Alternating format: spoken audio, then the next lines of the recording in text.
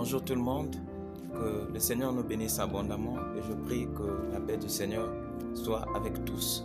Cet après-midi, j'aimerais partager par la grâce du Seigneur une chose avec vous, une pensée que le Seigneur m'a mis à cœur.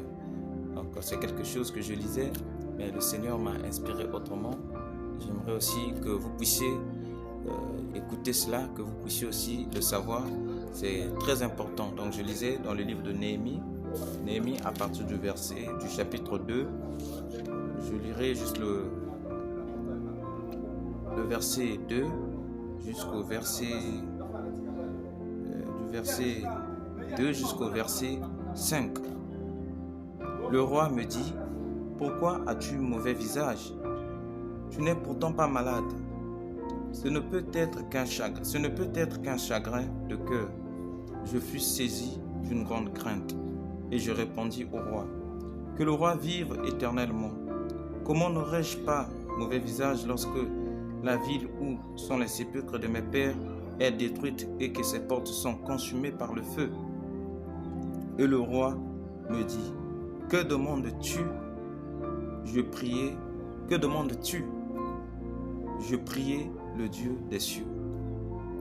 Et je répondis au roi: si le roi le trouve bon, et si ton serviteur lui est agréable, envoie-moi en Juda vers la ville des sépulcres de mes pères pour que je la rebâtisse.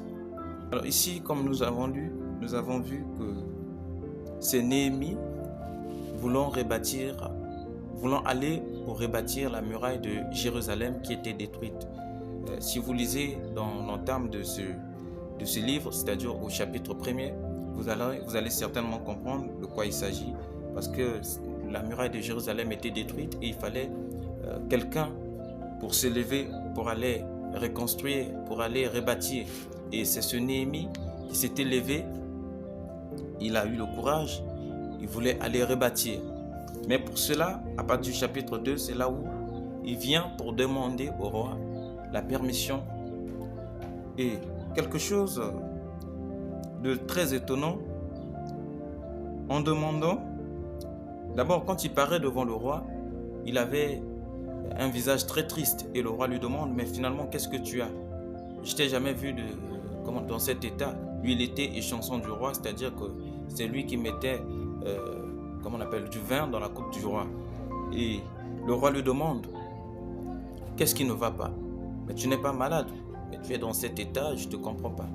Il dit: comment ne pourrais-je pas être dans l'amertume lorsque Jérusalem, la ville de mes pères, là où sont les sépulcres de mes pères, est dans la ruine? Et le roi lui demande: que demandes-tu? Le roi lui dit: que demandes-tu? C'est aussi ça la question que Dieu nous pose à tout moment. Que demandons-nous? De quoi avons-nous besoin? Parce que lui, il peut nous combler de tout. Il a toutes les possibilités, il a toutes les capacités de nous bénir, de nous donner, de nous octroyer ce que nous voulons. Mais quand le roi lui demande ça, chose étonnante, regardez comment ce que Néhémie répond. La Bible dit qu'au verset 5, et je répondis au roi: si le roi le trouve bon, et si ton serviteur lui est agréable, envoie-moi en Juda, vers la ville des sépulcres de mes pères, pour que je la rebâtisse. Alors, j'aimerais ici parler de deux principes ou deux conditions pour l'exaucement. Deux conditions, pour ne pas dire principe, pour que Dieu puisse écouter notre prière et l'exaucer. D'abord, Néhémie a cité, il a dit: si le roi le trouve bon. Premièrement, la prière que tu dois faire, la demande que tu fais au Seigneur, ce que vous demandez au Seigneur doit lui plaire. Cela doit être agréable à Dieu. Et deuxièmement, toi-même, tu dois être bon devant le Seigneur. Malheureusement, c'est pas ce que nous sommes. Voilà pourquoi, à tout moment, quand on arrive à l'église, les pauvres pasteurs écrivent: soyez bénis, je vous bénis au nom de Jésus, allez de l'avant et tout. Parfois, nous, les enfants de Dieu, on est là, amen et tout quand on dit ça, mais au fond, dans le cœur, il n'y a pas la crainte de Dieu, donc on n'est pas agréable devant le Seigneur. Et vous voyez que face à cela, le Seigneur ne peut pas nous exaucer. Donc deux conditions très essentielles pour l'exaucement. D'abord, la première, c'est que ce que vous demandez doit être bon devant le Seigneur. Et la deuxième des choses, ce que vous demandez, dans ce que vous demandez, vous devez être agréable à Dieu. Prenons un livre, je veux que nous prenions le livre de 1 Jean au chapitre 5, à partir du verset 14. À partir du verset 14. Alors la Bible dit ceci, 1 Jean 5, à partir du verset 14.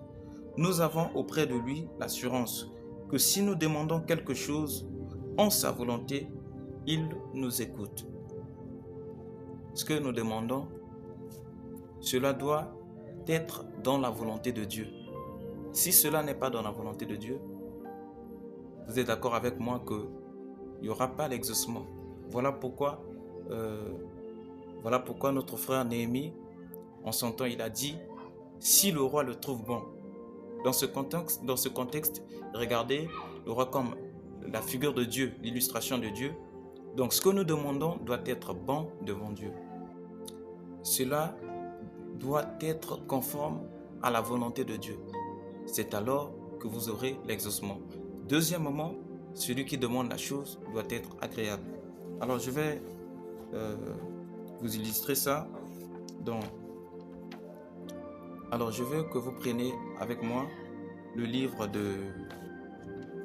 pour que vous puissiez comprendre ça. Prenez 1 Jean 2 à partir du verset 22 pour que nous puissions le comprendre. 1 Jean 2 à partir du verset 22, la Bible dit que quoi que ce soit que nous demandions, nous le recevons de lui parce que nous gardons ses commandements et que nous faisons ce qui lui est agréable.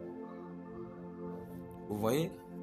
Donc, on ne peut que recevoir de Dieu quelque chose si nous, les enfants de Dieu, nous sommes agréables devant lui. Il y a deux conditions très essentielles. Je sais qu'il y en a plusieurs. Mais ce qui est plus essentiel, les autres en font partie. Dans la volonté de Dieu et aussi dans ce qui est être agréable à Dieu. Mais c'est quoi demander quelque chose dans la volonté de Dieu? C'est quoi être agréable à Dieu? Alors dans la prochaine vidéo, vous et nous allons exploiter encore la parole de Dieu pour le savoir. Alors que le Seigneur vous bénisse abondamment. Je vous prie de toujours demander, mais dans la volonté de Dieu, que ce que vous demandez ne soit pas à l'encontre de la volonté de Dieu et soyez agréable à Dieu. C'est alors que si vous l'êtes réellement, il vous exaucera toujours dans ce que vous demandez et vous verrez qu'avec facilité, si vous demandez quelque chose, il pourra vous l'octroyer. Donc dans la prochaine vidéo, nous allons illustrer, nous allons montrer c'est quoi aussi être agréable devant Dieu, c'est quoi aussi demander quelque chose dans la volonté de Dieu. Nous allons le comprendre. Pour le moment, je vous dis au revoir.